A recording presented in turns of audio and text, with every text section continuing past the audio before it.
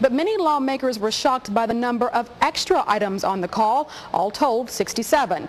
Fletcher also wanted lawmakers to restore bond approval for capital projects he once vetoed at state universities, appropriate and approve bonds for new capital projects, ban public agencies from extending health insurance benefits to domestic partners, and pass legislation that exempts active duty and reserve military pay from the state income tax.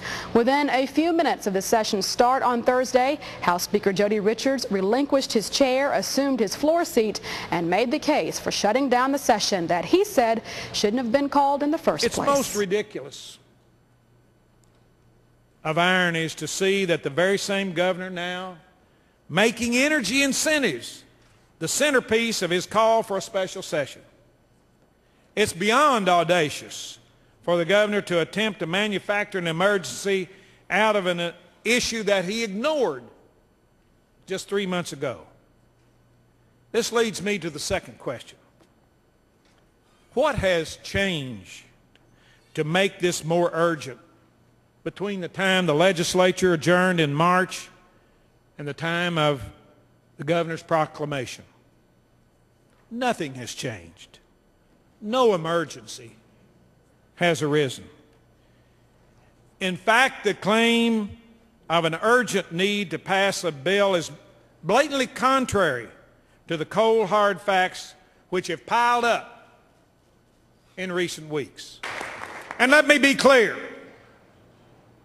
The House will return to address each and every important issue facing Kentuckians, including placing Kentucky at the forefront of the alternative energy revolution.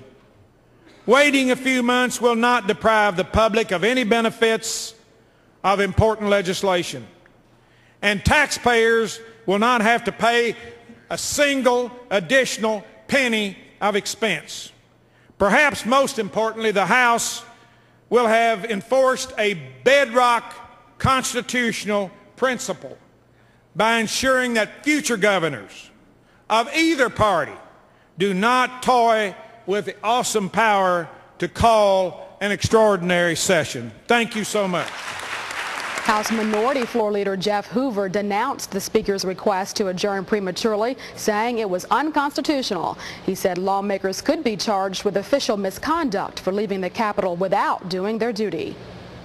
In all the rulings that the Speaker has made, and many times we've disagreed and we've met up there, and on those few occasions we've challenged the chair on his rulings, I have never seen the Speaker do something in direct conflict with the Constitution of Kentucky.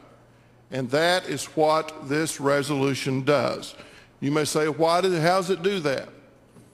Well, let me tell you, Section 41 of the Constitution of Kentucky says that neither house during a session of the General Assembly shall, without the consent of the other, adjourn for more than 3 days. That's what it says, Section 41.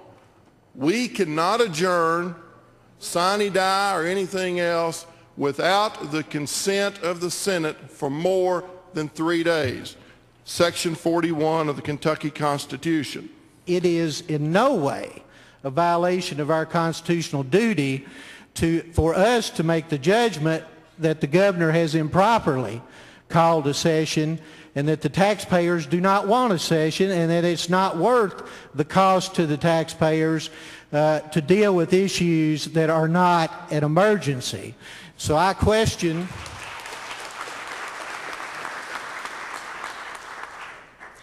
now, gentlemen from Russell, I think it's the height of irony that you would say that we would come in and adjourn for political purposes.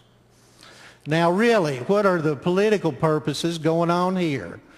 What are the political purposes when you call a special session and there's no emergency? What are the political purposes then? And that session happens to be in a gubernatorial year. And it happens to be a situation where the governor, unlike the special session on small business, the governor called us in without any discussion with House leadership, without a single bill being agreed to be filed. Are there any bills in the basket up there today, Mr. Speaker? I don't see any. Are we prepared for this session? Gentleman from Russell, has any preparation been made? I think you conceded that it was not. But if we look at that, no preparation has been made at all. What does that tell us? Why has the governor called us in without any discussion with the House leadership, without anybody agreeing to file any bills? And most of these bills, if it's bills affecting revenue, tax incentives, they have to start in the House. Where's the bill? You haven't filed it. It looks like you haven't been, he hasn't been in contact with you either. So, and maybe I understand that.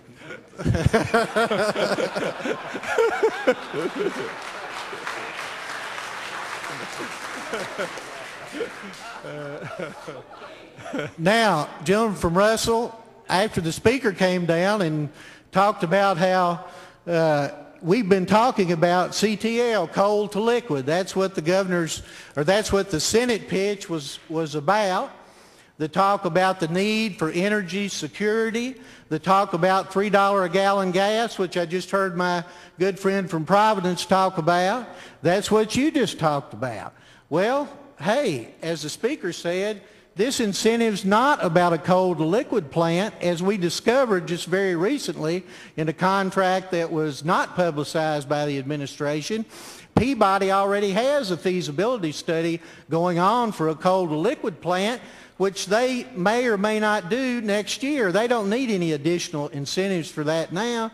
This is about a coal gasification plant.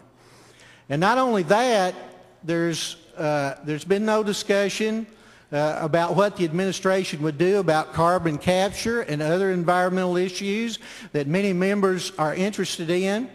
And I think that it's very disingenuous for anybody to say, with the position that the feds are going to take on that this doesn't depend on federal legislation. After tedious parliamentary wrangling, the House voted 56 to 34 to adjourn.